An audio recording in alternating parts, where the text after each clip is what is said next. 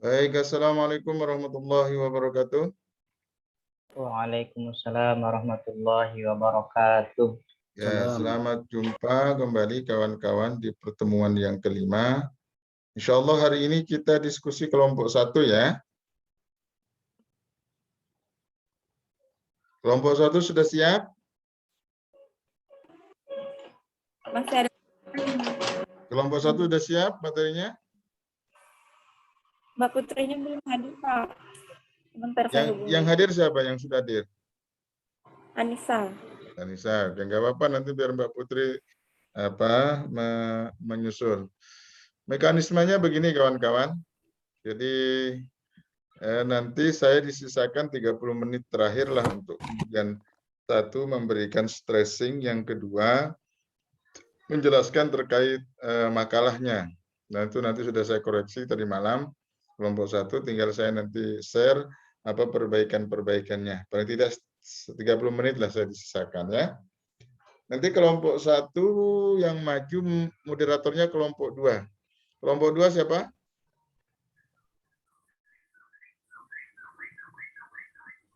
Kelompok 2 siapa? Halo? Yang merasa kelompok 2 siapa?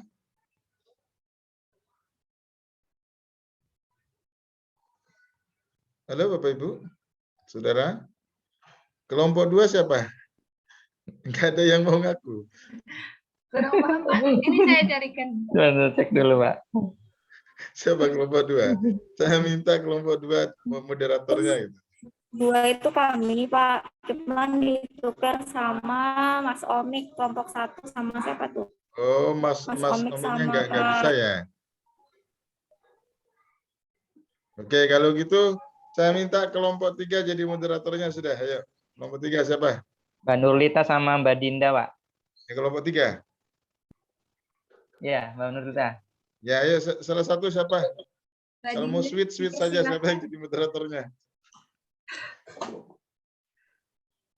Silakan, satu orang ya. Silakan dimulai, Mbak. Siapa? Nurlita. Silakan. Saya berikan sepenuhnya selama 60 menit. Silakan dipakai diskusi. Saya pantau dari sini. Nanti sisakan saya setengah jam atau 30 menit untuk memberikan stressing. Silakan Mbak Nurlita, dimulai. Ya, terima kasih Bapak.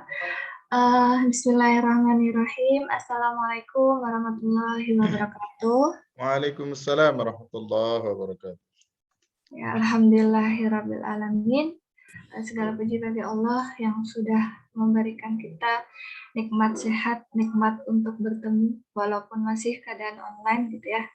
Semoga nanti di akhir bulan dapat bertatap muka secara langsung, berdiskusi dan bercengkrama gitu ya. Dan serta salam tak lupa junjungan Nabi besar kita Nabi Muhammad SAW, Nabi yang Masya Allah gitu ya, idola kita, dan semoga kita menjadi umat beliau hingga akhir zaman. Amin. Marilah kita buka perkuliahan dan presentasi hari ini dengan membaca basmalah. Bismillahirrahmanirrahim. Ya, untuk kelompok yang presentasi Mbak Anissa dengan Mbak Putri Rahayu ya. Bisa memunculkan slide-nya?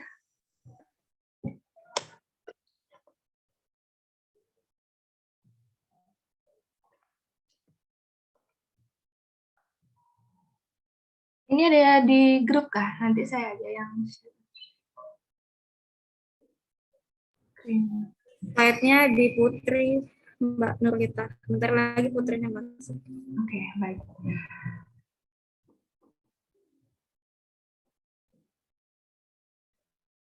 Mbak Putri.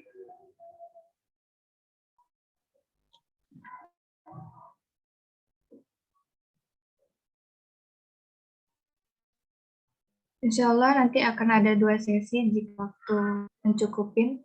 Waktu diskusi dan presentasi selama 60 menit.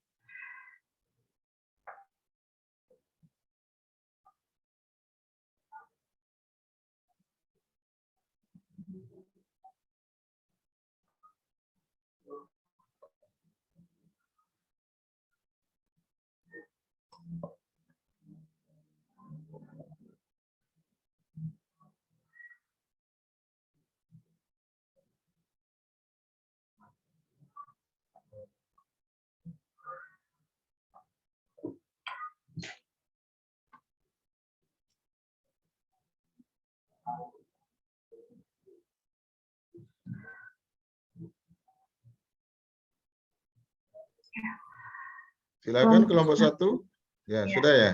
Oke, sip. Silahkan kepada Mbak Anissa Rizky dan Putri Rahayu untuk presentasi sekarang.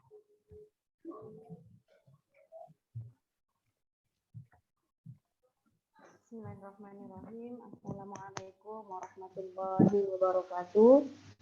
Alhamdulillahirrabbilalamin. Assalatu wassalamu ala asyrafil anbiya'i wal mursalin. Sayyidina wa maulana Muhammadin wa ala alihi wa sahbihi wa barik wa sallim ajma'in amma ba'd. Alhamdulillah, kami dari kelompok 1 akan mempresentasikan mengenai judul makalah kami, yaitu teknik-teknik supervisi pendidikan, di mana beranggotakan saya sendiri Putri Rahayu dan rekan saya Anissa Hairani. Baik, langsung kami mulai dari latar belakang, di mana dalam teknik-teknik supervisi pendidikan ini memiliki latar belakang yang dilatar belakangi dari supervisi pendidikan.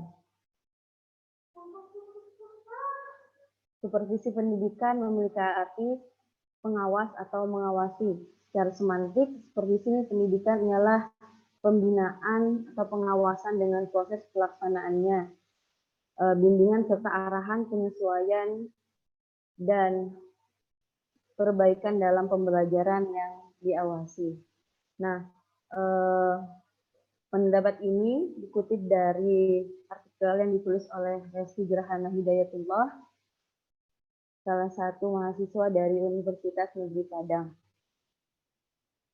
Jadi unsur terpenting dalam kehidupan manusia sejak hadir di bumi ialah mendapat pengetahuan atau pendidikan, di mana pendidikan itu merupakan wadah kita untuk membentuk sedemikian rupa dalam hal merangkul ilmu pengetahuan serta pengalaman yang kita dapati sendiri di muka bumi ini. Nah, dengan demikian supervisi inilah yang menjadi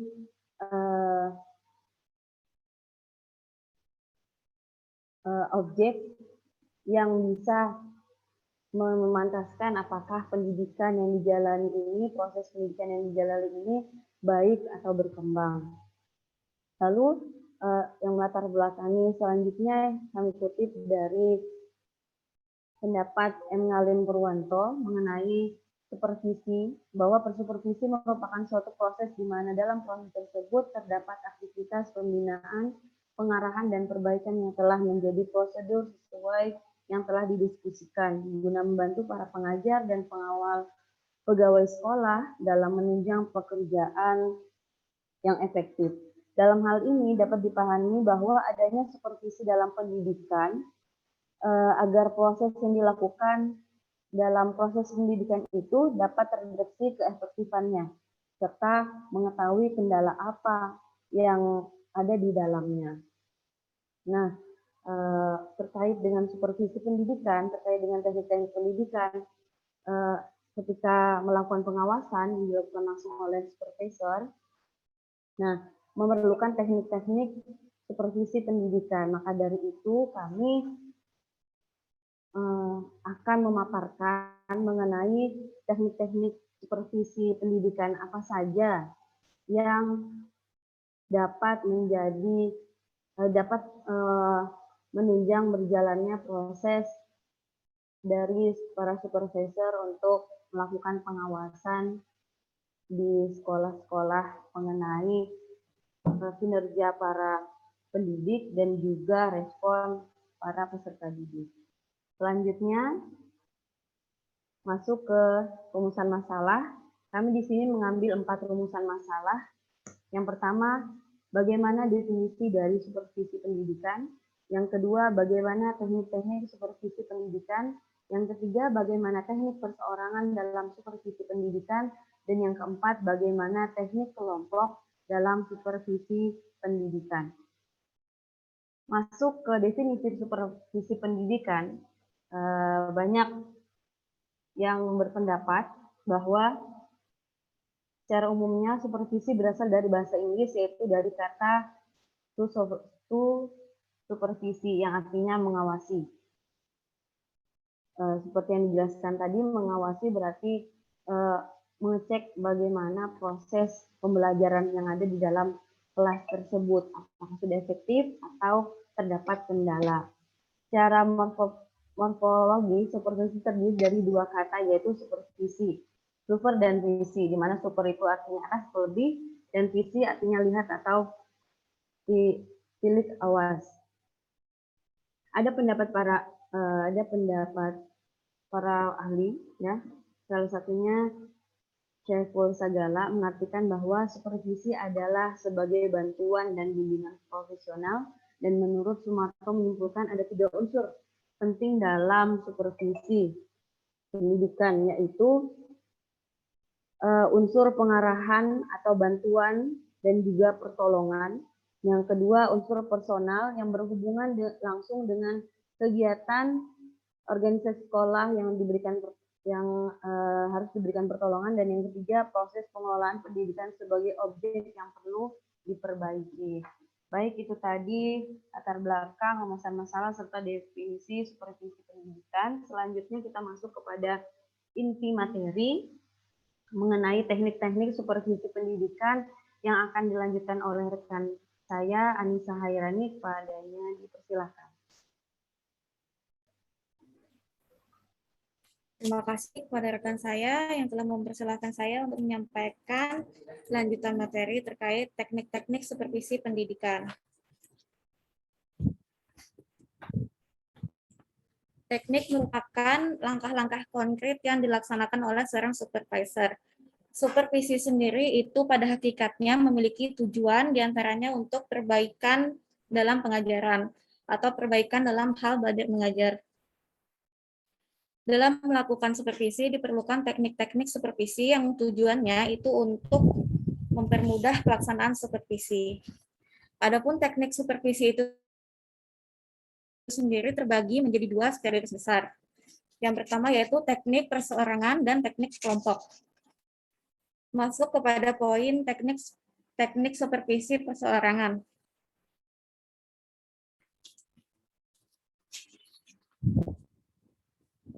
Teknik supervisi perseorangan dalam hal ini terbagi lagi menjadi beberapa macam, diantaranya yaitu teknik kunjungan kelas. Teknik supervisi kunjungan kelas itu adalah salah satu teknik supervisi yang bersifat individual, yang cara pelaksanaannya itu dilakukan oleh seorang supervisor atau kepala sekolah dengan cara datang langsung ke kelas dengan tujuan untuk melihat, mengamati, dan mengobservasi cara guru dalam mengajar, untuk diberikan penilaian dan pengukuran terhadap kinerja guru dalam mengajar. Selanjutnya dilakukan penilaian apakah perlu diperbaiki atau diperlukan pembinaan oleh kepala sekolah. Kunjungan kelas ini memiliki 2 tujuan, secara umum dan secara khusus. Adapun tujuan secara umum yaitu untuk mengembangkan kurikulum yang sedang berlangsung. Yang kedua yaitu untuk meningkatkan proses belajar mengajar. Tujuan khususnya yaitu untuk memberikan bantuan kepada guru tentang bagaimana cara mengajar yang baik yang sesuai dengan perencanaan, pelaksanaan, dan evaluasi. Kunjungan kelas itu terbagi menjadi 3, yaitu kunjungan kelas tanpa memberitahu, kunjungan kelas dengan memberitahu terlebih dahulu, dan kunjungan atas undangan guru. Teknik perseorangan yang kedua yaitu observasi. Observasi merupakan cara pelaksanaan supervisi, yaitu dengan cara guru ditugaskan sesuai kebutuhannya untuk mengamati guru lain yang sedang mendemonstrasikan cara mengajar mata pelajaran tertentu. Adapun aspek-aspek yang diamati dalam observasi yaitu aktivitas guru dan peserta didik, diantaranya yaitu proses belajar mengajar, cara menggunakan media, variasi metode, ketepatan penggunaan media dan metode, serta reaksi mental peserta didik dalam proses pembelajaran. Selanjutnya yaitu pertemuan individu. Nah, pertemuan individu ini biasanya dilakukan setelah melakukan kunjungan kelas. Pertemuan individu ini merupakan pertemuan yang berisikan percakapan, dialog, tukar pikir antara supervisor dengan guru. yang dimana setelah percakapan ini ditujukan untuk memberikan kemungkinan pertumbuhan melalui pemecahan kesulitan yang dihadapi, mengembangkan kemampuan mengajar, dan memperbaiki segala kelemahan dan kekurangan. Kemudian selanjutnya yaitu kunjungan antar kelas. Kunjungan antar kelas yaitu guru atau pendidik itu melakukan kunjungan ke kelas lain dengan tujuan untuk berbagi pengalaman. Kemudian yang terakhir yaitu evaluasi diri, yaitu dengan cara menilai diri sendiri. Teknik evaluasi diri ini memerlukan kesadaran diri dan bersikap objektif yang tinggi.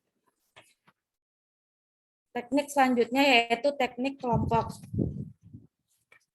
Secara garis besar, teknik supervisi kelompok itu adalah pelaksanaan supervisi yang ditujukan atau dilakukan terhadap 2 orang guru atau lebih. Secara garis besar, teknik kelompok itu terdiri dari rapat, penataran, diskusi kelompok, dan lokakarya. Yang dimaksud dengan rapat di sini adalah kepala sekolah atau supervisor itu menjalankan tugasnya sesuai dengan rencana yang telah disusun. Dalam hal ini rapat periodik yang membahas tentang supervisi. Kemudian penataran. Penataran umumnya dilakukan oleh suatu lembaga, kemudian tugas supervisor di sini itu untuk mengelola dan melakukan tindak lanjut terhadap hasil dari penataran tersebut. Kemudian diskusi kelompok. Teknik diskusi kelompok di sini adalah membentuk kelompok diskusi sesuai dengan guru bidang studi sejenis. Yang di dalam kelompok tersebut terdapat supervisor yang memberikan pengarahan atau bimbingan dan saran-saran yang diperlukan. Kemudian terakhir yaitu lokakarya atau workshop, yaitu suatu kegiatan belajar kelompok yang terjadi dari sejumlah pendidik yang mempunyai masalah yang relatif sama, kemudian ingin dipecahkan bersama melalui percakapan dan bekerja secara kelompok. Mungkin demikian yang bisa saya sampaikan, saya kembalikan kepada rekan saya. Terima kasih. Lanjut, jadi tadi itu penyampaian mengenai teknik-teknik supervisi. Yang terakhir ialah analisis dari tema makalah kami mengenai teknik-teknik supervisi pendidikan. Jadi teknik-teknik supervisi pendidikan dapat dianalisis bahwa dalam pelaksanaannya supervisi pendidikan terdapat teknik-teknik supervisi di mana masing-masing teknik tersebut terdapat standar pelaksanaan, tujuan pelaksanaan, serta manfaat pelaksanaan yang terkandung dalam proses pelaksanaannya. Seperti yang kita ketahui dari teknik-teknik supervisi pendidikan tadi, terdapat teknik perseorangan yang melibatkan kunjungan antar kelas, kunjungan kelas, lalu evaluasi, observasi, dan juga pertemuan individu, dan teknik kelompok, di mana dalam teknik kelompok di supervisi pendidikan ini ada rapat, lokakarya, dan lain-lain. Sesuai dengan definisinya, dari supervisi pendidikan ialah suatu aktivitas pembinaan atau perbaikan yang dilandasi dengan kegiatan pengawasan oleh tim asesor atau supervisor dengan proses pelaksanaannya berdasarkan standar dari teknik-teknik supervisi pendidikan yang telah dijelaskan tadi, baik teknik perseorangan yang dikategorikan sebagai teknik yang bersifat individual dan secara langsung, atau teknik kelompok dengan hal-hal yang sesuai dengan proses dari teknik kelompok tersebut. Dengan demikian, itulah tadi presentasi dari kami, kelompok 1, saya sendiri Putri Rahayu dan rekan saya Anissa Hairani mengenai teknik-teknik supervisi pendidikan. Kami kembalikan kepada moderator. Terima kasih. Wassalamualaikum warahmatullahi wabarakatuh. Waalaikumsalam warahmatullahi wabarakatuh. Ya, terima kasih kepada Mbak Anissa dan Mbak Putri. Masya Allah, luar biasa, singkat, padat, dan jelas. Dan sekarang saya buka sesi pertanyaan pada teman-teman jika ada yang ingin ditanyakan.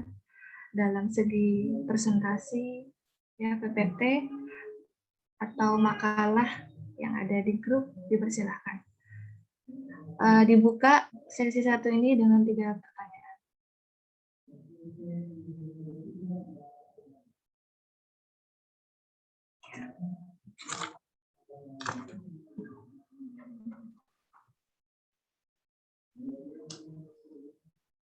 Silahkan jika ada yang ingin menanyakan atau memberi tambahan, masukan, saran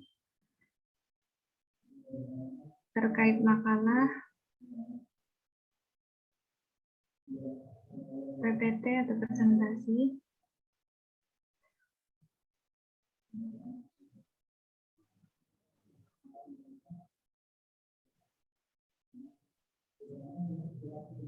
Nah, Pak Imam Mustaji, dipersilahkan Pak.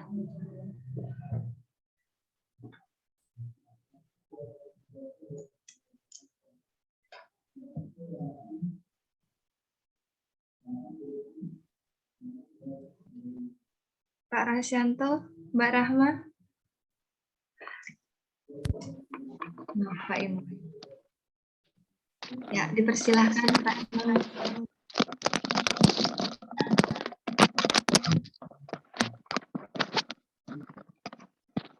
Halo, Assalamualaikum. Waalaikumsalam warahmatullahi wabarakatuh. Oke, baik. Terima kasih waktunya dari moderator. Mungkin kalau yang sudah berpengalaman seperti Pak Rasyanto tidak perlu ditanyakan ya. Seperti mungkin guru-guru yang senior Pumuhani ini. Akan tetapi kayaknya itu semua sudah di luar kepala.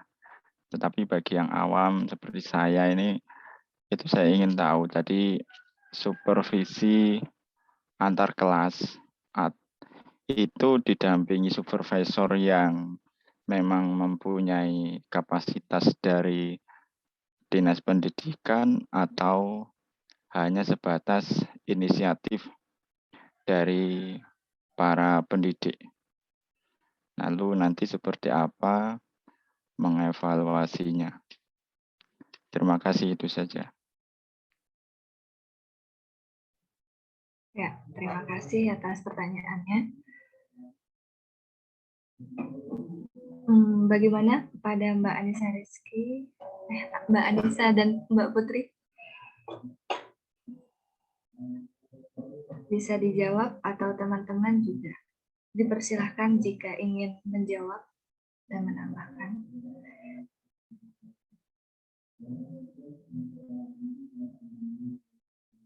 Jadi itu pertanyaannya, supervisi antar kelas itu didampingi oleh siapa dan bagaimana evaluasinya?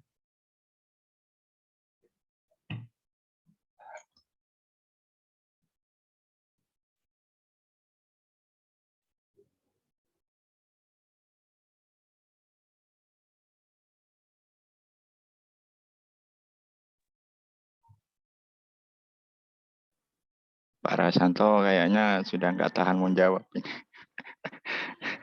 Ya, saya mau, kalau ada waktu mau bertanya, kalau dipersilakan sama moderator. Bagaimana, kita tampung dulu pertanyaannya atau langsung jawab? Sepertinya ditampung dulu ya. Oke. Ya, dipersilahkan jika ada yang ingin bertanya lagi. 3 pertanyaan. Yang pertama Pak Imam. Yang kedua, dipersilahkan jika Pak Rasyanto ingin bertanya. Baik, terima kasih moderator atas kesempatan waktunya yang diberikan pada saya. Di antara teknik-teknik ya dalam supervisi itu ada pendekatan teknik perseorangan, dan itu ada berbagai macam lagi ya sub-subnya. Di antaranya adalah teknik evaluasi diri ya, di dalamnya ada evaluasi diri. Mungkin pemakalah bisa menjelaskan ya tentang teknik evaluasi diri itu seperti apa, karena di makalah di sini sepertinya belum tergambar ya konsep dari evaluasi terhadap diri sendiri begitu. Nah, refleksinya itu seperti apa? Kalau memang ada instrumennya, bentuk instrumennya seperti apa? Gitu. Kalau itu kepada guru, katakanlah pendidik seperti apa, terus ketika kepada tenaga kependidikan juga seperti apa. Terima kasih.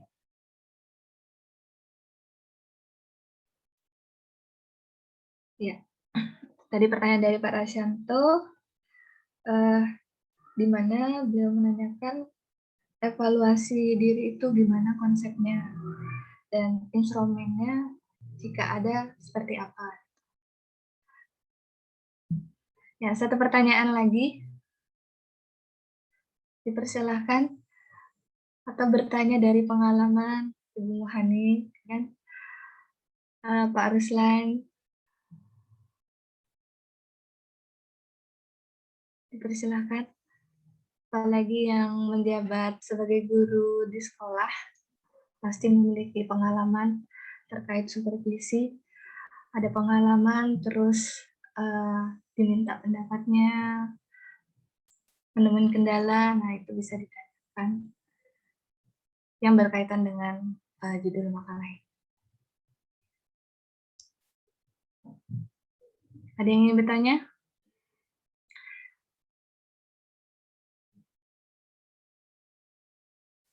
Ya, mungkin sambil menunggu pertanyaan yang ketiga, bisa dijawab dulu 2 pertanyaan yang dari Pak Imam dan Pak Rasyanto.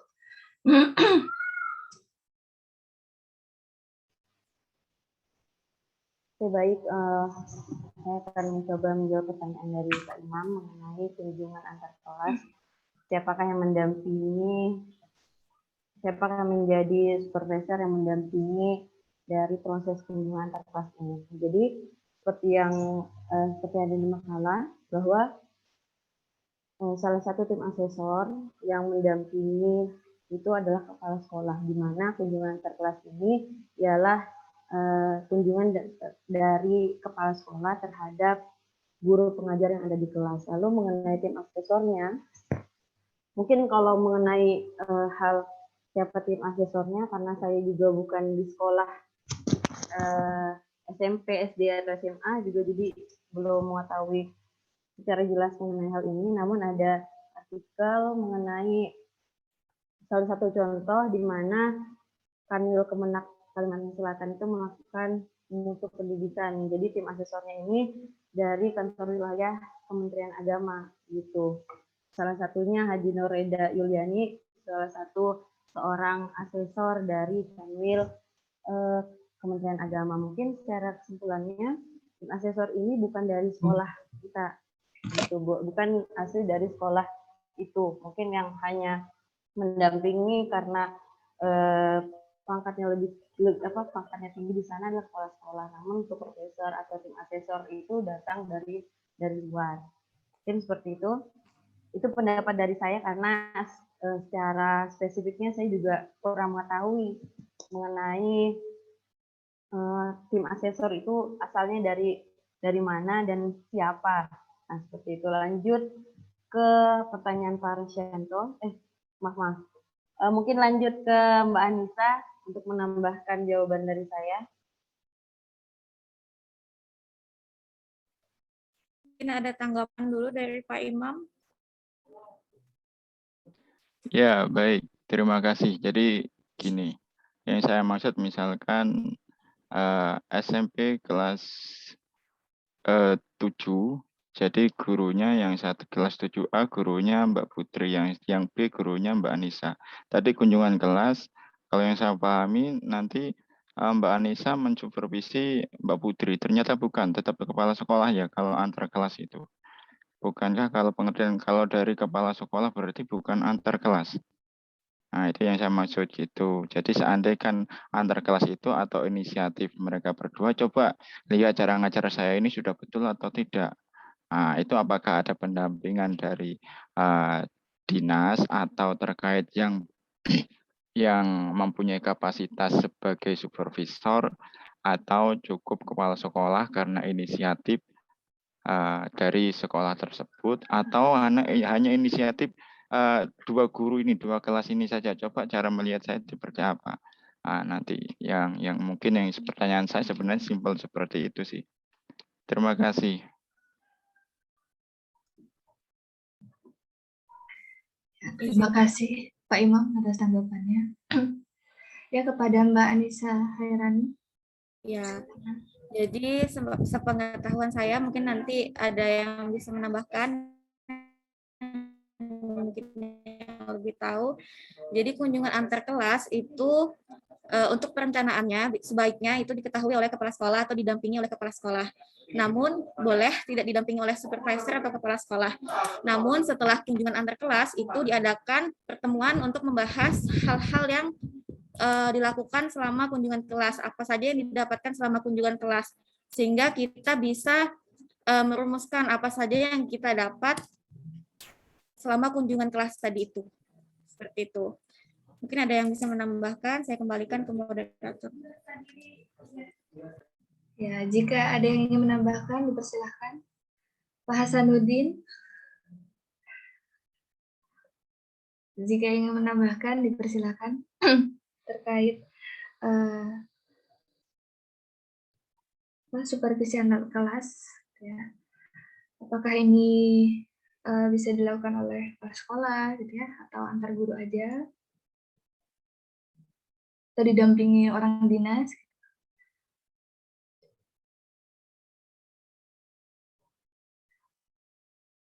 Ya, silakan jika ada yang ingin menambahkan, atau ada yang memberikan kritisan atas jawaban makalah.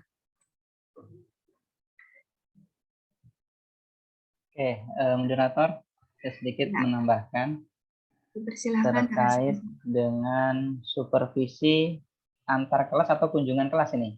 Ya, kunjungan kelas. Kunjungan kelas, baik. Memang secara formal begitu untuk kegiatan supervisi itu kan bisa dilakukan oleh pengawas, baik itu tingkat provinsi, kabupaten ataupun kota, maupun kepala sekolah sebagai seorang leadership ya di satuan pendidikan begitu. Nah, yang jelas ketika melaksanakan supervisi harus melalui sepengetahuan paling tidak di antara 3 itu ya. Kalau dari luar ya pengawas dari dinas pendidikan ya, baik itu provinsi, kecamatan ataupun kota. Kalau dari sekolah tentu adalah kepala sekolah begitu. Karena yang berhak untuk mensupervisi secara otoritas di dalam satuan pendidikan adalah kepala sekolah. Guru pun sebenarnya bisa jika memang diberi wewenang oleh kepala sekolah untuk membantu. Dan biasanya dilakukan oleh guru-guru yang sudah senior dan dianggap mampu, atau guru yang memang tahu persis ilmu dalam supervisi begitu. Nah, teknisnya ya bisa kepala sekolah dan guru yang dipercaya tadi datang ke kelas-kelas begitu satu persatu. Nah, itu bisa tersusun dalam artian mungkin di hari ini seluruh kelas bawah begitu atau kelas 1, atau bisa juga secara random ya diacak begitu. Kelas 1, kelas 6 sesuai dengan kebutuhan dari rencana supervisi pada guru-guru yang dianggap memang harus dilakukan supervisi demi pemantapan dalam pembelajaran begitu. Saya kira itu tambahannya. Jadi poin penekanannya adalah dilakukan oleh kepala sekolah. Kalaupun harus melibatkan guru, guru yang bersangkutan sudah direkomendasikan oleh kepala sekolah begitu. Karena supervisi adalah proses pendampingan yang secara formal dan struktur begitu. Terima kasih. Ya, terima kasih tambahan yang luar biasa. Dan saya kembalikan ke Pak Imam, bagaimana? Oke, terima kasih Mbak Nurita. Jadi saya ingin mengkonfirmasi sebentar kepada pemakalah itu kalau yang disampaikan tambahan dari Pak Rasyanto tadi kan kunjungan kelas. Itu kunjungan kelas atau antar kelas? Saya konfirmasi kepada pemakalah. yang dibahas di pemakalah, kunjungan kelas, atau antar kelas. Kalau yang disampaikan Pak Rasanto, kalau saya amati itu kunjungan kelas. Jadi jangan sepengetahuan kepala sekolah mensupervisi kira-kira guru atau kelas mana yang perlu disupervisi. Kalau antar kelas, makanya saya tadi atau entah saya yang salah paham mengenai salah tangkap mengenai tentang maka saya sampaikan guru A atau guru B ini saling mensupervisi atau seperti apa itu. Saya konfirmasi dulu kepada pemakalah. Terima kasih. Ya, terima kasih Pak Imam. Silahkan pada pemakalah menanggapi. Oke, untuk teknik perseorangan dalam supervisi pendidikan itu memang ada kunjungan kelas dan juga ada kunjungan antar kelas. Jadi yang kunjungan kelas tadi betul yang dijelaskan Pak Rasanto, mungkin sedemikian rupalah prosesnya. Dan kunjungan antar kelas tadi menurut pemahaman Pak Imam, di mana seorang guru melihat proses pembelajaran yang dilakukan oleh guru lain. Nah, itu betul juga yang di pendapatnya Pak Imam. Cuman mengenai kunjungan antar kelas tadi, seperti yang sudah dijelaskan oleh rekan saya, Anissa Hairani, bahwa ketika proses itu, ketika antara guru melihat proses dari guru lain di kelas yang lainnya, itu bisa langsung gurunya sendiri, atau bisa juga didampingin dengan kepala sekolah atau guru yang lainnya. Mungkin guru yang lainnya ini ialah wakakurikulum, nah seperti itu. Bagaimana, Imam? Oke, terima kasih. Saya kembalikan kepada Mbak Nurlita selaku moderator. Tadi itu pertanyaan dan jawaban dari pihak pemakalah. Kalau dirasa cukup, nggak ada tambahan lain, ini pertanyaan kedua dari Pak Rasyanto. Kita buka kembali. Jika ada yang bisa menjawab atau pemakalah sudah bisa menjawab pertanyaan dari Pak Rasyanto, dipersilahkan. Atau teman-teman lain. Ya, jadi pertanyaan Pak Rasyanto tadi itu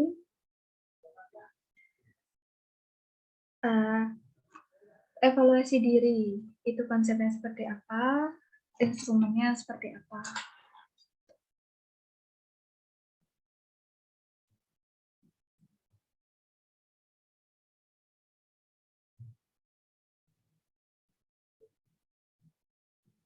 Ya, dipersilahkan kepada pemakalah Mbak Anissa Hairani dan Mbak Putri Rahayu. Atau jika teman-teman, silakan Anissa jawab duluan. Silakan Mbak Putri. Oke, baik. Jadi di sini juga sama-sama belajar ya mengenai teknik dan teknik dari supervisi pendidikan. Saya mungkin ketika sekolah dulu kita hanya tahu, oh hari ini ada tim asesor, hari ini ada kunjungan dari yang memeriksa sekolah, nah seperti itu yang kita ketahui. Untuk spesifiknya mungkin kali ini karena kita memang baru dapat mengenai supervisi baru dapat pembelajaran mengenai supervisi pendidikan. Baik, saya sedikit menjawab mengenai evaluasi diri yang dilontarkan Rasyanto, ya. Bagaimana maksud dari evaluasi diri ini? Nah, jadi kan kami sudah menjelaskan dalam makalah walaupun tidak sedetail yang diinginkan. Jadi evaluasi diri itu cara menilai diri sendiri. Nah, cara menilai diri sendiri dari seorang pendidik, di mana teknik ini memerlukan kesadaran diri dan bersifat objektif yang tinggi. Nah, maksudnya untuk mengenai instrumen, mungkin itu kelemahan dari kami selaku pemakalah, kami tidak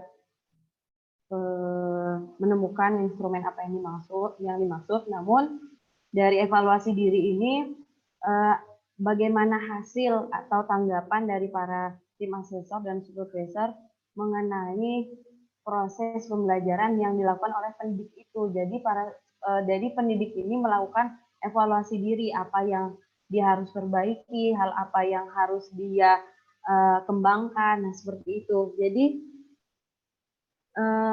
sifatnya itu tidak sensitif, maksudnya sensitif itu menolak apa koreksi dari tim asesor atau membenarkan dari diri si pendidik itu bahwa apa yang dilakukannya itu sudah benar.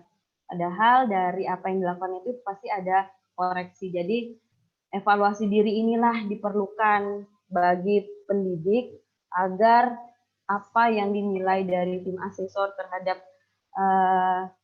tekniknya, terhadap metodenya, terus atau strateginya melakukan pembelajaran di kelas itu dapat dia sadarkan bahwa dia ini belum sesuai, masih ada koreksi dari tim asesor. Mungkin itu.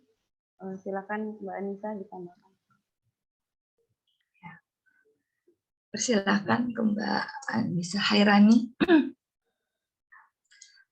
Ya, terima kasih. Kalau saya pribadi itu memahami evaluasi diri sendiri itu sebagai renungan seperti itu. Jadi kita itu menilai diri kita sendiri apakah ada kekurangan dalam cara kita mengajar atau metode yang kita gunakan atau apapun itu terkait dengan pembelajaran. Jadi evaluasi diri sendiri ini tidak seperti teknik yang lainnya yang dengan perencanaan seperti itu, dengan misalnya merencanakan kunjungan seperti itu. Sedangkan evaluasi diri sendiri ini dia bisa dilakukan kapanpun, karena berasal dari diri kita sendiri, menilai kekurangan kita dalam mengajar. Mungkin seperti itu. Terima kasih Mbak Anissa Hairani. Jika ada teman-teman yang ingin menambahkan. Boleh menambahkan sedikit. Oh ya, sangat bisa Pak. Kepada Pak Hasanuddin dipersilakan. Terima kasih atas waktunya dan kami pahami tentang evaluasi diri. Itulah gunanya supervisi. Makanya diadakan sekolah-sekolah yang terutama di negeri itu diadakan 1 semester supervisi yang adakan langsung kepala sekolah. Nah, disitulah kita lihat kekurangan apa cara kita menyampaikan pembelajaran kepada anak-anak untuk mensebar ilmu. Nah, karena guru memang sudah lengkap, mulai RPP, silabus kita, pelajari dan sebagainya, mulai kita salam sampai menutup pelajaran itu kan, supervisi itu kan asesor yang menilai, kepala sekolah. Nah, disitulah setelah kita supervisi, di situ sudah kita melihat kekurangan-kekurangan cara kita menyampaikan materi, tasrif ilmu kepada anak-anak. Nah, sehingga kita bisa memperbaikinya mulai dari RPP kita mungkin, kemudian bahan ajar kita, bagaimana cara menyampaikan kepada anak-anak. Mungkin itu yang penyampaian dari kami. Terima kasih. Ya, terima kasih Pak Hasanuddin atas tambahannya. Kepada teman-teman yang lain, jika ada yang ingin menambahkan. Ya. Atau saya sendiri, ya, saya ingin menambahkan juga. Jadi kalau saya itu melihatnya evaluasi diri ini lebih pada diri kita. Kemarin itu saya bertemu teman yang baru saja jadi wali kelas gitu. Jadi sebelumnya dia itu prodi bahasa Inggris, terus melamar kerjanya itu diterima sebagai wali kelas 3 SD. Nah, dia ini karena ngerasa baru gitu ya, belum ada pengalaman sebelumnya, jadi dia kesusahan gitu. Kesusahan, kok anak-anak SD ini nggak mau diam. Nah, dia mengevaluasi dirinya, kok 1 hari, 2 hari anak-anak ini kok nggak bisa diam ya. Disuruh duduk malah berdiri, loncat-loncat, terus nyoret-nyoret dinding kelas 3 SD.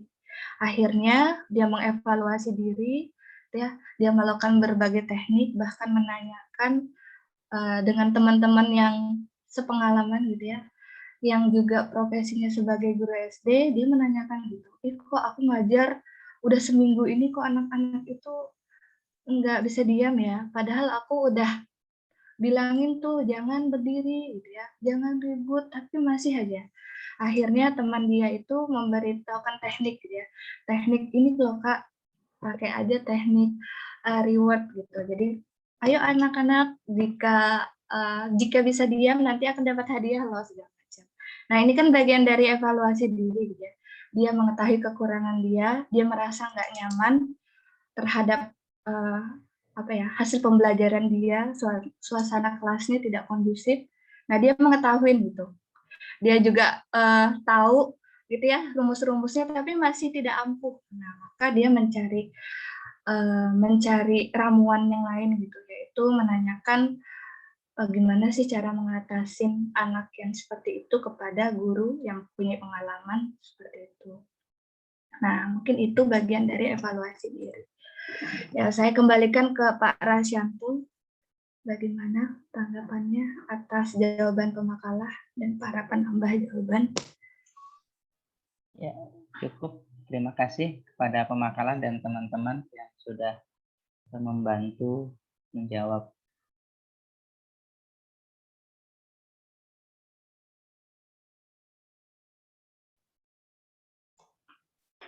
Ya, kepada teman-teman yang lain,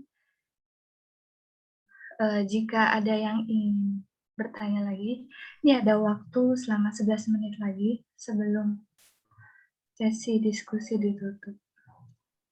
Dan Mbak Lita, kalau ingin mengkritisi makalahnya bagaimana? Oh ya, bisa. Dipersilahkan kepada Mbak Rahma. Baik, terima kasih moderator. Kepada Mbak Nurlita, terima kasih banyak. Saya coba memahami isi makalah. Tentang makalah. Baik. Secara keseluruhan, makalah ini sangat baik karena berusaha untuk memberikan pemahaman terhadap teknik-teknik daripada supervisi pendidikan. Namun, berdasarkan pertanyaan-pertanyaan yang disampaikan oleh teman-teman tadi, itu menunjukkan adanya kekurangan yang perlu ditambahkan atau menjadi catatan bagi pengembangan makalah oleh pemateri pada hari ini. Khususnya pada macam-macam teknik perseorangan atau teknik berkelompok, seperti teknik perseorangan tadi ada kunjungan kelas dan lain sebagainya, itu hendaknya pemakalah bisa memberikan fakta lapangan, fakta empiris di lapangan itu seperti apa. Misalnya kunjungan kelas yang dilakukan oleh Pak Rasyanto menunjukkan bahwasannya kunjungan kelas ini mampu meningkatkan kompetensi guru secara profesional. Nah, apa aja sih yang dilakukan selama kunjungan kelas tadi? Nah, itu pasti akan disampaikan di dalam artikel atau penelitian tersebut, yang setidaknya akan membantu kita dalam memahami bagaimana sistem dari kunjungan kelas, bagaimana sistem pelaksanaan dari observasi, dan lain sebagainya. Begitu kira-kira. Kemudian, macam-macam teknik ini, itu saya kira juga bukan hanya satu orang saja yang memiliki opsi-opsi tersebut. Jadi, pemateri hendaknya menuliskan sumber tentang siapa yang mengatakan teknik supervisi tadi ABCDE yang kunjungan kelas sampai dengan evaluasi diri itu siapa. Misalnya si Sanjaya ngomong begini, kemudian Ahmad Tafsir nanti seperti ini, kemudian nanti Prof ini begini, gitu kan. Jadi nanti ada variasinya, ketemu yang mana kira-kira pemakalah akan mengangkatnya. Kalau A sampai sekian, ini kan terlalu banyak ya. Kalau untuk menjadi suatu makalah saya kira 18 halaman tidak akan cukup. Karena banyak sekali poin-poinnya gitu kan. Dan banyak hal yang harus dijabarkan. Kunjungan kelas dan observasi itu rasanya juga kurang lebih sama. Nah, mungkin ada dari konsep atau teori lain yang lebih ringkas gitu. Akan mengatakan evaluasi dengan observasi dengan kunjungan kelas itu sama misalnya. Karena tujuannya ya sama-sama ngelihat KBM-nya itu gimana gitu, ngelihat proses pembelajaran yang dilakukan oleh guru itu seperti apa. Begitu kira-kira masukan dari saya. Semoga menjadi manfaat bagi kita semua. Terima kasih banyak.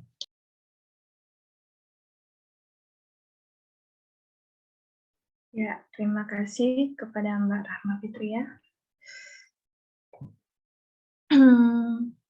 Bagaimana sisa 7 menit lagi? Jika ada yang ingin menambahkan atau memberikan kritikan,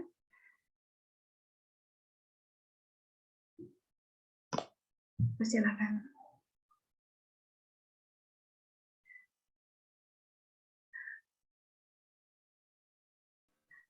Assalamualaikum. Waalaikumsalam warahmatullahi wabarakatuh. Ya, Pak. Saya ingin bertanya mungkin kepada yang paham tentang selingkung Winsi atau yang dari Samarinda, khususnya mungkin Mbak Rahma ya. Untuk makalah itu kira-kira ada standar batasan atau seperti apa Mbak banyaknya?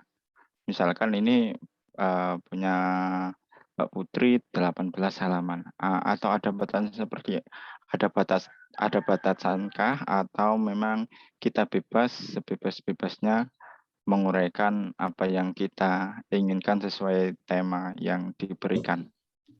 Ini itu. Baik, saya masuk ya Mbak Lita. Ya, silakan. Kalau untuk jumlah halaman itu tergantung dari pemakalah itu sendiri, Pak ya. Selama konten yang dianggap itu sudah mapan, saya kira 10 halaman sudah cukup.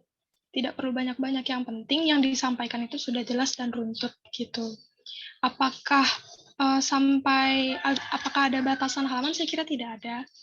Jadi tergantung kitanya sendiri bagaimana cara mengolah makalah itu dengan baik agar pembaca kita membuat makalah ini kan bukan karena tugas saja ya, tapi agar si pembaca itu mengerti apa yang kita maksudkan.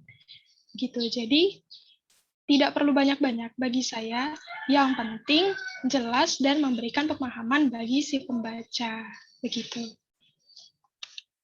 Oke, baik, terima kasih Mbak Rahma. Jadi saya melihat nanti saya membayangkan punya Mbak Putri ini seandainya kan masih tadi disarankan untuk menambah teori para ahli. Nanti kan yang jelas akan tambah banyak lagi mungkin yang saya perkirakan seperti itu atau memang ada yang perlu direvisi atau seperti apa. Makanya saya tanyakan kita seperti itu. Terima kasih Mbak Rahma. Oke, Pak. Saya pribadi merasa menarik dengan materi yang disampaikan oleh pemakalah tadi, karena saya juga belum pernah berkecimpung di dunia pendidikan secara utuh. Tetapi akan lebih baik nih, misalnya kepada pemakalah itu bisa memilah dan memilih teknik seperti apa yang akan dijabarkan. Begitu. Jadi membuat itu lebih ringkas. Kalau hanya misalnya nih si A ngomong teknik supervisi perseorangan hanya 3, kemudian si B 4, yang C 5, kira-kira yang mana akan lebih kondusif jika kita sampaikan ke dalam makalah. Gitu, tidak perlu banyak, yang penting tersampaikan. Itu prinsip saya.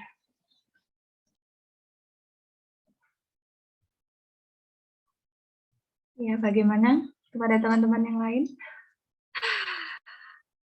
Atau pemakalah, bagaimana atas tanggapan dan jawaban dari Mbak Rahma Fitri? Masih ada waktu 4 menit lagi. Masih bisa bertanya kan, Mbak? Ya, dipersilakan, Bu. Terima kasih. Assalamualaikum warahmatullahi wabarakatuh. Waalaikumsalam warahmatullahi wabarakatuh. Mungkin masih ada kaitannya dengan kunjungan kelas atau observasi ya. Karena kita sebagai pendidik atau guru pasti dalam 3 bulan sekali ataupun 6 bulan sekali pasti ada observasi dari kepala sekolah atau guru senior gitu ya.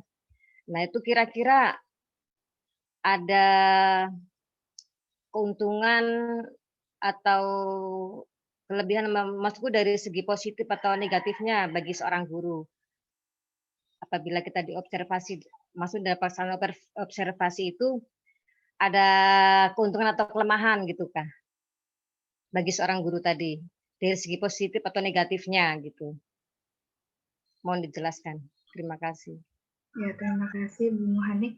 Ya, kepada pemakalah dipersilahkan untuk menjawab. Oke, baik, dari pertanyaan Bu Muhanik, saya mengawali dari rekan saya Anissa. Tadi Bu Muhanik menanyakan apakah ada keuntungan atau kelemahan ketika tim asesor atau supervisor ini datang. Menurut saya ada keuntungan dan kelemahan. Keuntungan dan kelemahannya. Mungkin yang keuntungan yang pertama untuk si pendidik ini secara pribadi, dia bisa mengetahui prospek apa saja yang masih minus dalam pembelajarannya. Yang kedua, jikalau ada penjelasan dari tim asesor tersebut mengenai proses yang dilakukan ini belum baik, jadi setiap tim asesor ini memberikan saran atau masukan. Nah, itu keuntungan yang keduanya, dia mendapatkan ilmu baru atau teknik baru sesuai dengan penyampaian dari tim asesor tersebut. Lalu yang ketiga, perkembangan dari dirinya sendiri secara pribadi ketika mengajar itu berkembang. Dia bisa kreatif, inovatif dalam melakukan proses pembelajarannya, entah pakai strategi pembelajaran seperti apa, metode pembelajaran seperti apa, apakah metode ini sesuai dengan anak-anak, lalu apakah yang dilakukan ini anak-anak suka, mungkin dari situ keuntungan yang dia dapat itu besar. Nah, yang keempat, yang seperti yang dijelaskan tadi mengenai evaluasi diri, dia bisa sadar bahwa dia harus selalu meningkatkan apa kinerja yang dia lakukan dalam proses pembelajaran. Lalu kalau kelemahannya, menurut saya kelemahan yang pertama itu dari si pendidik ini, menurut saya tidak semua pendidik itu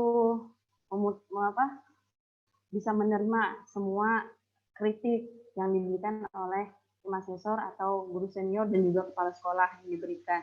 Dia harus menyesuaikan, harus memilah seperti itu.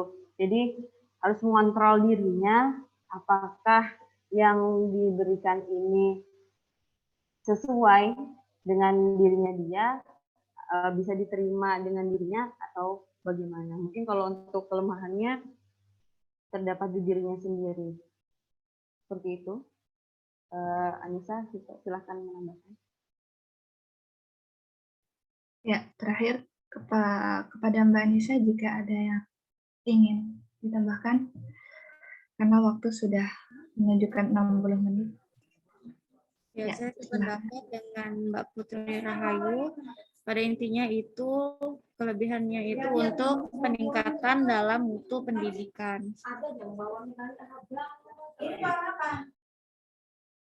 Ya, oke, terima kasih.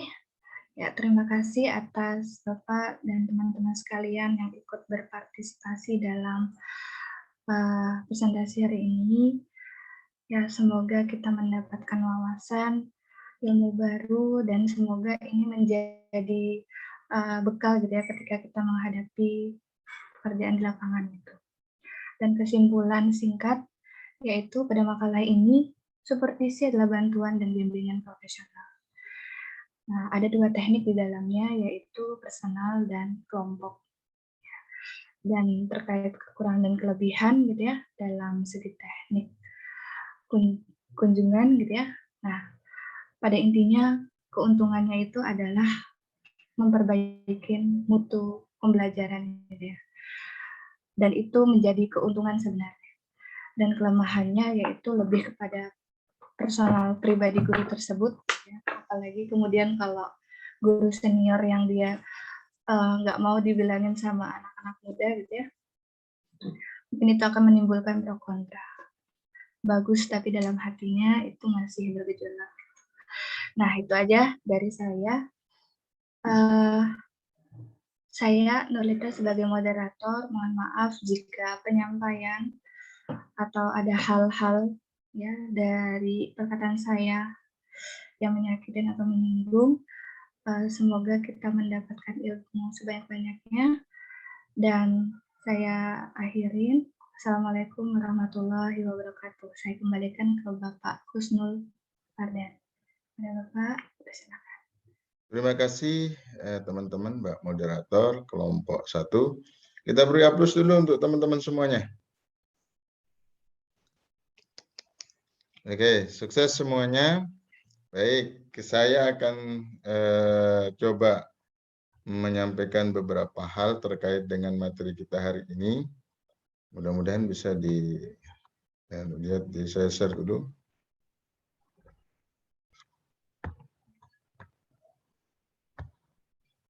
Oke.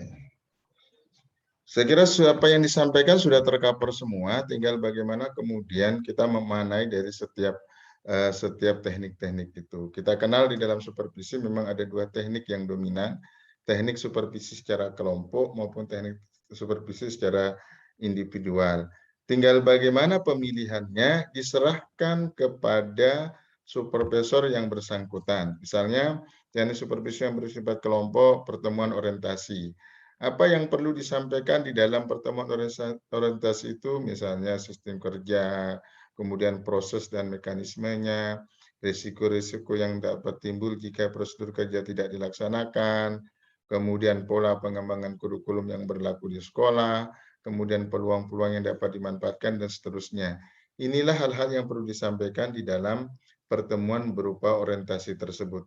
Pertemuan orientasi itu tentu mengedepankan bagaimana kemudian memberikan penjabaran seluas-luasnya kepada guru yang bersangkutan, terutama guru-guru yang baru yang kemudian baru mau mengajar, untuk kemudian disampaikan terkait dengan hal-hal yang berkaitan dengan fungsi dan tugas dan yang harus dia kerjakan. Kemudian rapat guru. Kita sering mengabaikan saudara-saudara terkait dengan rapat guru. Pada rapat guru itu juga menjadi ajang untuk supervisi. Rapat guru itu bisa dikemas menjadi ajang supervisi ketika kemudian kepala sekolah atau si profesor mampu memanfaatkan dengan baik. Apa yang perlu diperhatikan di dalam rapat dengan guru itu, yang pertama tentu menegaskan tujuan yang hendak dicapai secara jelas. Artinya pengawas menyampaikan apa sih tujuan supervisi itu dilaksanakan. Bisa saja pengawas mengundang guru atau mengadakan rapat dengan guru untuk kemudian menyampaikan terkait dengan bisa motivasi, kemudian perbaikan kinerja, kemudian perbaikan pembuatan perangkat dan lain sebagainya. Kemudian masalah yang akan dibicarakan dalam rapat adalah masalah yang timbul dari guru itu bersangkutan. Ada keluhan dari guru. 1, 2, 3 guru punya keluhan, Pak, kami punya keluhan seperti ini, pembuatan RPP dan lain sebagainya. Maka pengawas berinisiatif untuk kemudian melakukan rapat guru, disampaikan terkait dengan bagaimana pembuatan RPP yang baik. Kemudian pengalaman baru yang diperoleh guru tersebut, dan seterusnya. Ini bisa dibaca nanti di materi yang saya berikan di Google Classroom. Kemudian studi kelompok antar guru. Nah, topik-topik yang dibicarakan dalam kegiatan tersebut misalnya masalah perangkat pembelajaran. Studi kelompok itu kalau kita terjemahkan, kalau di SD itu namanya KKG, kelompok kerja guru, kemudian di SMP SMA itu namanya MGMP, musyawarah guru mata pelajaran. Itu juga bisa dijadikan ajang untuk melakukan supervisi pendidikan. Apa yang perlu dibicarakan? Masalah perangkat pembelajaran. Bisa saja nanti masing-masing guru, kemudian guru-guru senior atau guru-guru yang lebih profesional diminta untuk kemudian menjabarkan terkait dengan bagaimana cara membuat perangkat pembelajaran yang baik. Atau bisa saja mendatangkan pengawas misalnya.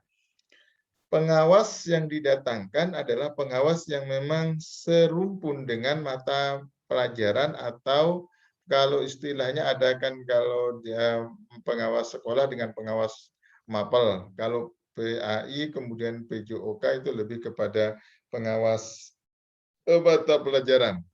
Nah, bisa saja kemudian nanti melibatkan pengawas tersebut di dalam studi kelompok antar guru tersebut.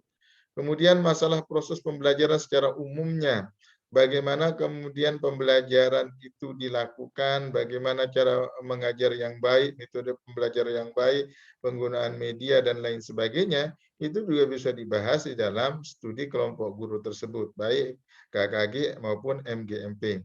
Kemudian masalah kompetensi guru itu juga bisa disampaikan, topik-topik yang bisa dibahas di dalam studi kelompok antar guru tersebut. Kemudian penanganan siswa bermasalah.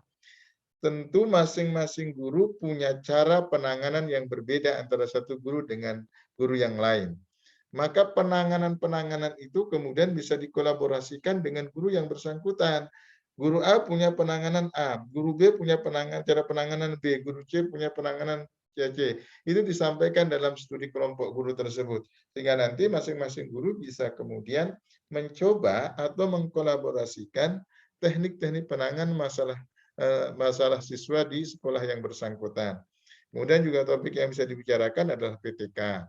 Kemudian rencana pengembangan diri guru, kemudian hal-hal lain yang dianggap penting yang perlu dibahas di dalam studi kelompok antar guru itu.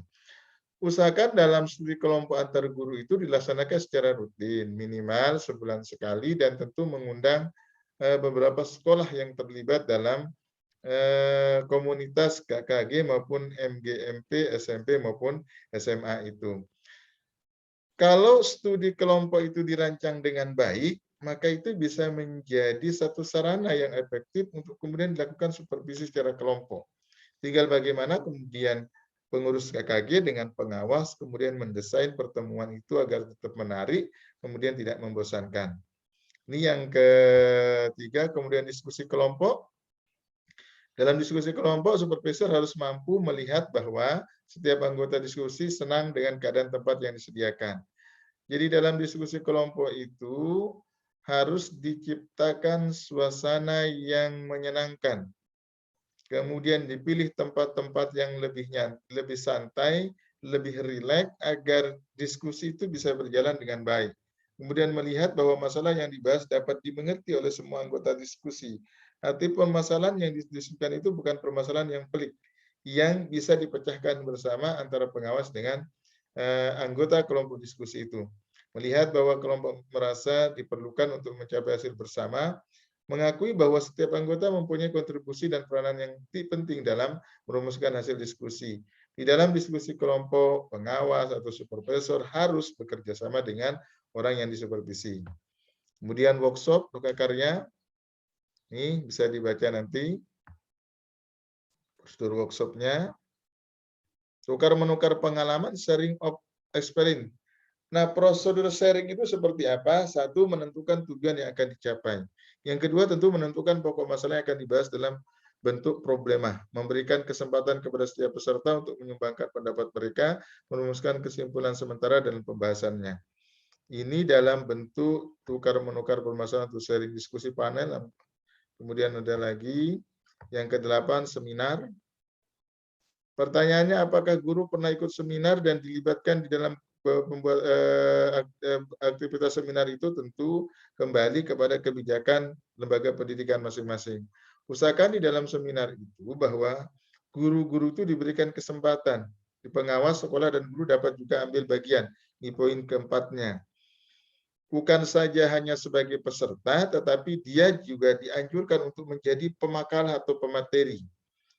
Yang tentu yang akan disampaikan adalah seputar bagaimana kemudian penanganan pembelajaran yang dihadapi. Tidak keluar dari konteks itu. Jadi pengawas sekolah dan guru dapat ambil bagian dengan cara mengirimkan makalah. Baik dia sebagai pemakalah utama maupun sebagai pemakalah kedua. Ini diusahakan di dalam seminar itu kemudian guru tersebut terlibat. Nah, teknik individual itu tadi saya agak tertarik dengan kunjungan kelas. Kunjungan kelas itu dengan observasi, ada sebagian ahli mengatakan sama, tapi ada juga yang mengatakan berbeda. Tapi antara kunjungan kelas dengan observasi itu bisa dilaksanakan sekaligus. Ketika dia kunjungan kelas, bisa melakukan observasi kelas. Perbedaannya adalah kalau kunjungan kelas, dia tidak memiliki instrumen, tetapi observasi dia memiliki instrumen. Instrumennya adalah terkait dengan pedoman observasinya. Nanti pilihan jawabannya ya tidak, ya tidak, ya tidak. Tapi kunjungan kelas tidak menggunakan instrumen seperti itu.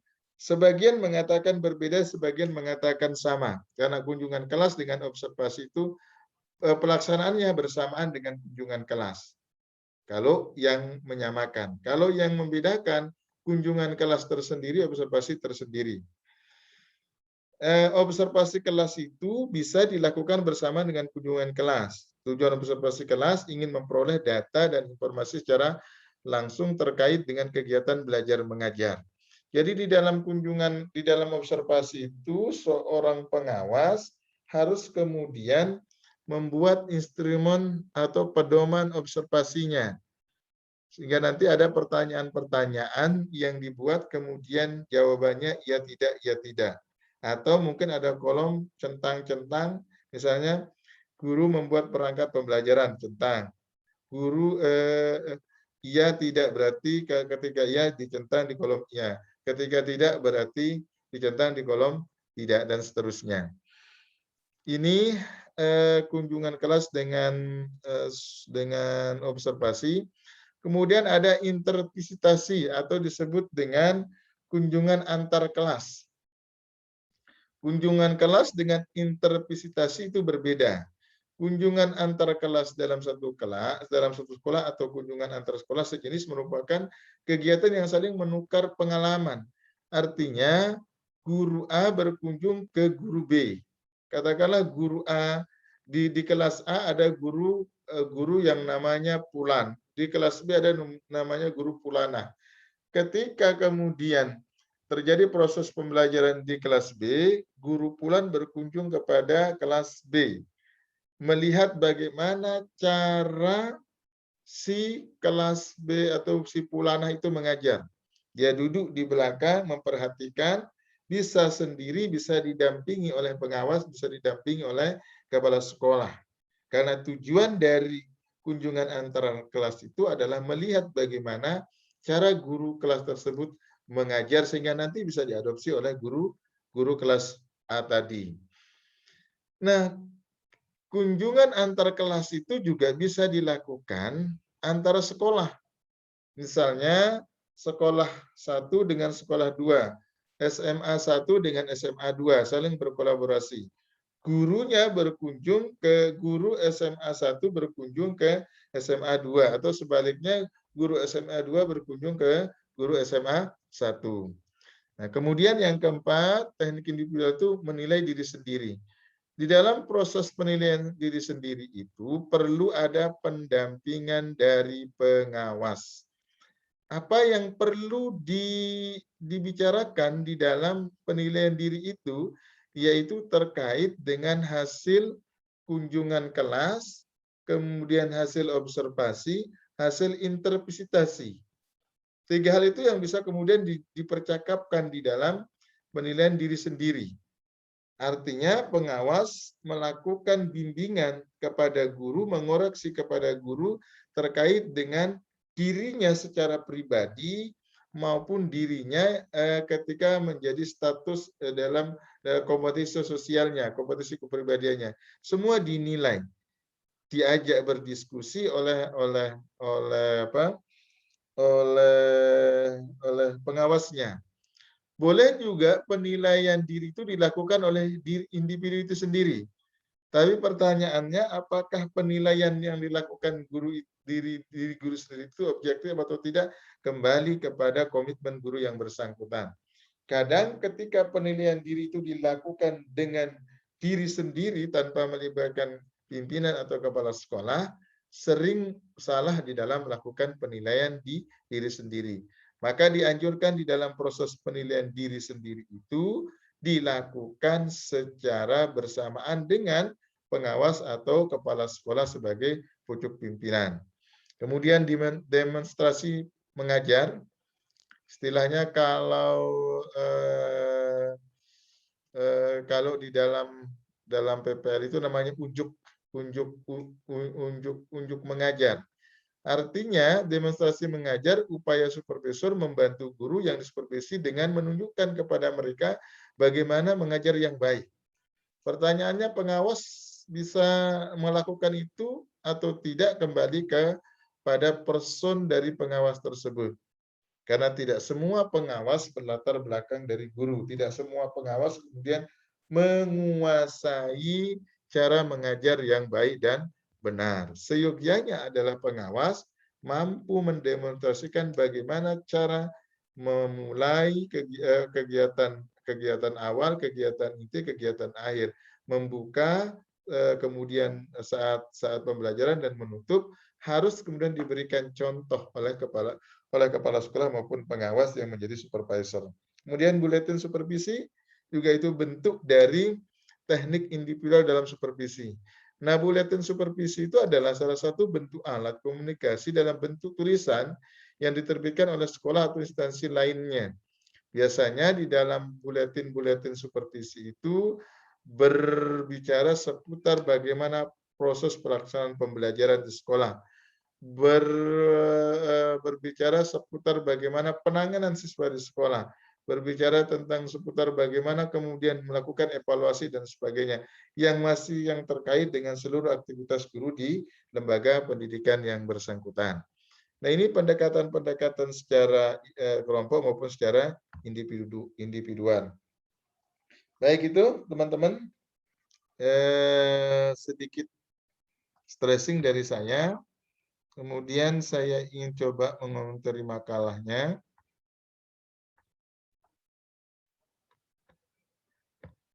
Jadi nanti makalah setelah ini sudah saya koreksi.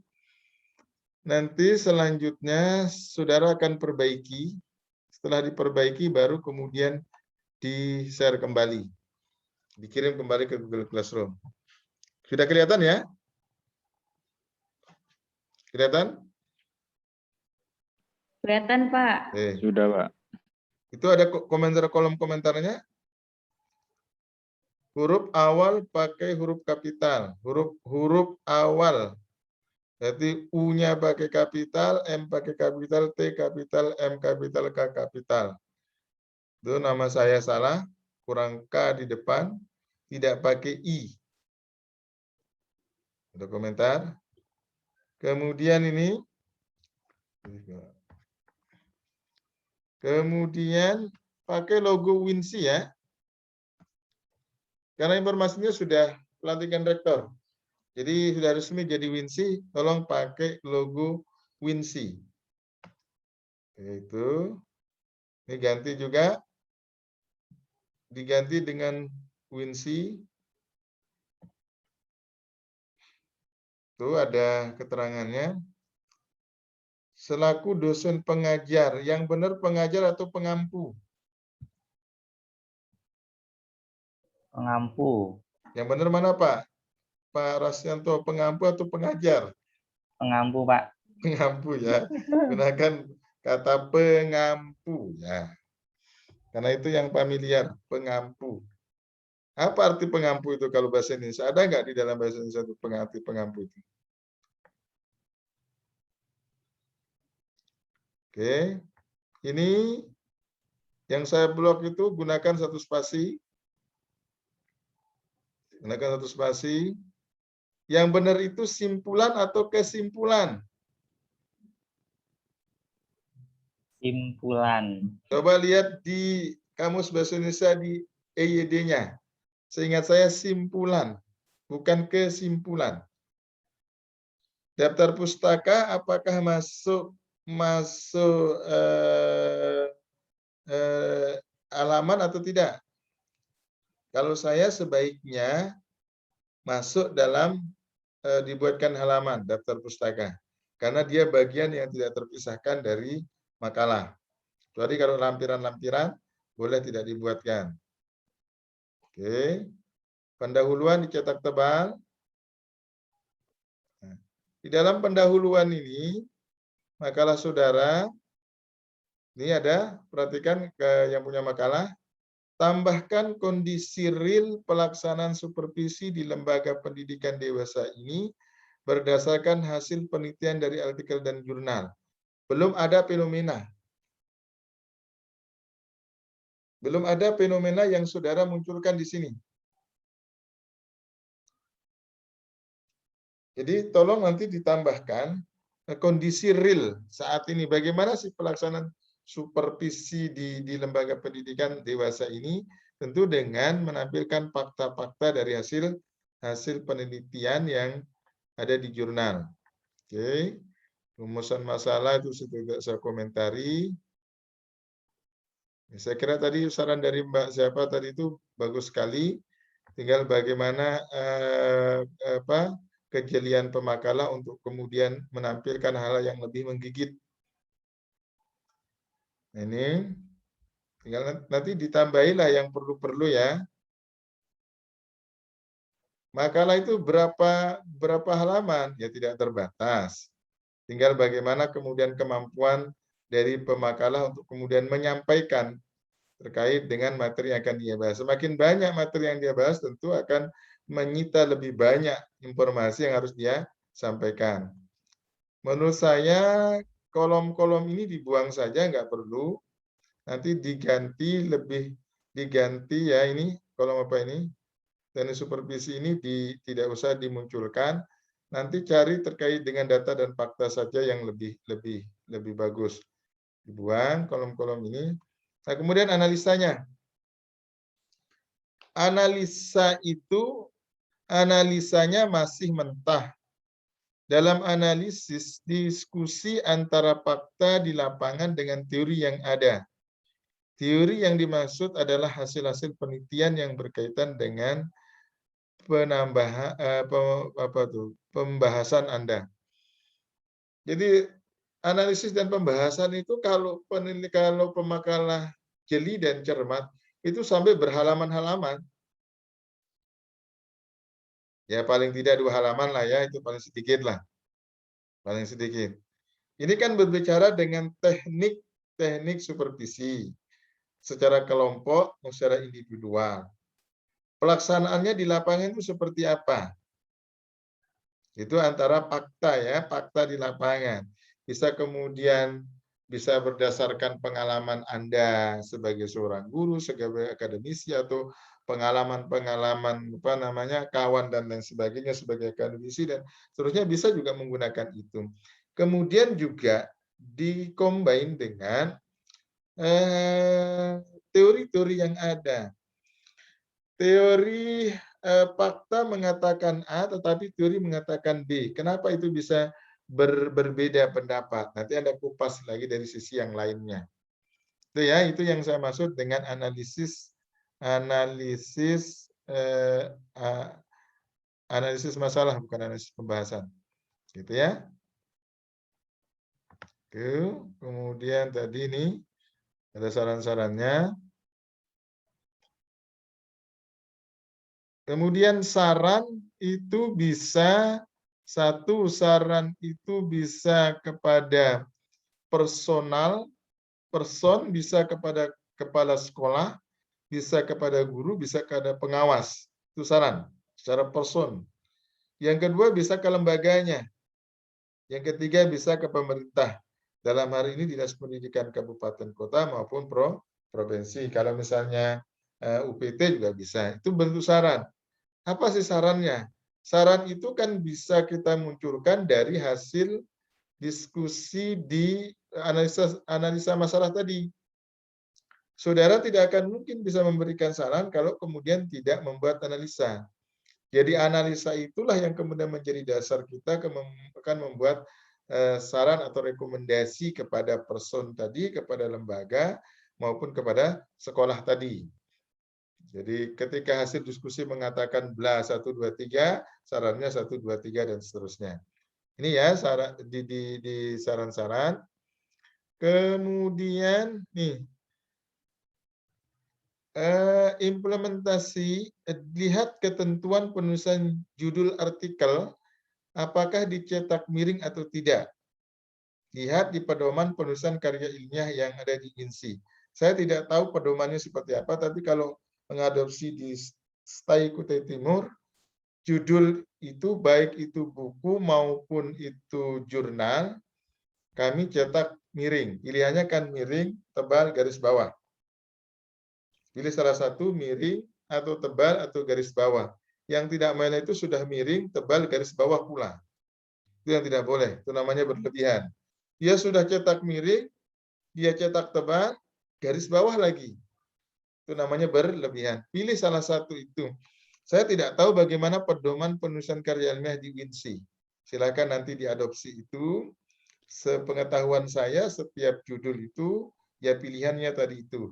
Bisa dicetak miring, bisa dicetak tebal, bisa dicetak garis bawah. Oke, ini saran saya terkait dengan makalah saudara-saudara. Ini berlaku juga dengan yang lainnya nanti. Nanti juga makalah-makalah selanjutnya juga akan saya koreksi terkait dengan apa yang harus diperbaiki. Itu, saudara. Mungkin ada yang satu atau dua orang yang mau komentar, silakan. Silakan. Assalamualaikum, Pak. Waalaikumsalam, silakan, Mas. Mengenai barusan makalah ini, apakah kita yang merasa melakukan seperti yang dilakukan pemakalah untuk hari ini bisa merevisi langsung atau nunggu kita di komentari Bapak waktu presentasi seperti ini, Pak? Nanti tunggu di komentari saja. Kan makalahnya sudah dikirim semua ya. Baik, terima kasih. Oke. Ada lagi Mas Rasyanto mungkin mau berpendapat? Ya, Pak. Sebenarnya saya sempat bingung juga, Pak, terkait dengan analisa masalah yang dicantumkan. Karena selama ini makalah-makalah yang ada kita jarang menganalisa. Jadi apa yang kita buat ya sudah, makanya ketika ada analisa itu ya sempat bingung juga, sehingga analisa yang seharusnya banyak karena bingung jadinya lebih sedikit. Nah, begitu juga dengan kesimpulan yang sepertinya saran sepertinya tidak nyambung dengan analisa. Terima kasih. Oke. Sebenarnya inti makalahnya itu ada di analisanya. Bagaimana kecerdasan pemakalah untuk melihat secara jeli persoalan-persoalan yang sedang dia bahas tadi. Makanya tadi kan diskusi antara fakta dengan teori. Fakta di lapangan mengatakan seperti ini, teori mengatakan seperti ini. Kenapa itu bisa terjadi? Nanti pemakalah bisa kemudian melihatnya lebih dalam lagi. Oh, bisa saja itu terjadi karena 1, 2, 3, dan seterusnya. Karena ada problem yang kita temukan di dalam analisa masalah, itulah yang kemudian menjadi bahan acuan kita di dalam memberikan rekomendasi. Itu Mas Rasyanto. Ya, tentu saya berharap sih, saya kira di semester 1-2 seharusnya makalah seperti itu, karena level Anda kan sudah S2. Nanti S3 lebih mantap lagi gitu. Ya. Itu Mas Arsyanto. Ada lagi komentar? Saya, Pak. Silakan. Saya Putra Hayu, mewakilkan saya juga kelompok 1 Anissa, mau bertanya Pak mengenai, tadi kan sudah dikoreksi sama Bapak mengenai makalah kami, itu minggu depan atau kapan dikumpulkan perbaikannya, Pak? Segera diperbaiki, paling tidak minggu depan sudah harus dikirim semuanya ke Google Classroom. Ya, perbaikan itu dikirim ke semuanya. Jadi 1 minggu saja jatahnya. Hari ini dikoreksi, batasnya minggu depan sudah harus dikirim 2 orang yang ngirimkan, 1 kelompok 2 orang kan? Ya, dikirim semuanya. Oke, itu terima kasih.